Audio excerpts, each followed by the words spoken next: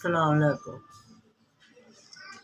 बेटे जी, मैं बड़ी बेवा औरत हाँ ते बड़ी गरीबी हुई है, तंगी है।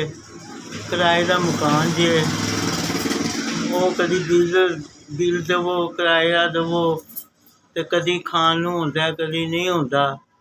ते मेरा पुत्र मैं बीमार हाँ, मेरी आंदरां च जख्म है। यह मेरिया रिपोर्टां जे दवाई खान वास्ते भी नहीं कुछ होंदा। पुत्र दसो किराए देवां खाइए या मैं दवाई खावां। 15 साल हो गए ने मेरा मियाँ बहुत हो गए है। एक मेरा बेटा जे लत्तां तो पाज हैगा जे, सर्दियां का काम करदा है ते उस तो बाद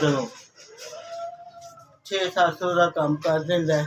ਉਹਦੇ ਵਿੱਚ ਪੁੱਤਰ ਕੁਛ ਵੀ ਨਹੀਂ ਹੁੰਦਾ ਹੈਗਾ। ਮੇਰਾ ਪੁੱਤਰ 4 ਮੇਰੀਆਂ ਬੇਟੀਆਂ, 3 ਵਿਆਹ ਦਿੱਤੀਆਂ ਨੇ, ਇੱਕ ਵਿਆਹਣ ਵਾਲੀ ਹੈ। ਘਰ ਬੈਠੀ ਹੈ, ਕੀ ਕਰੇ ਪੁੱਤਰ।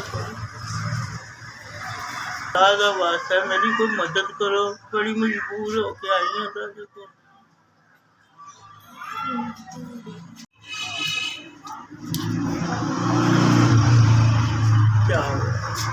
चार हज़ार तुसी मेरी 4000 की मदद की है। अल्लाह ताला तुहानू तंदुरुस्ती देवे, अल्लाह तुहाडे बच्चों की खैर करे ते अल्लाह तुहानू सदा तुसी इंज ही देते रहो।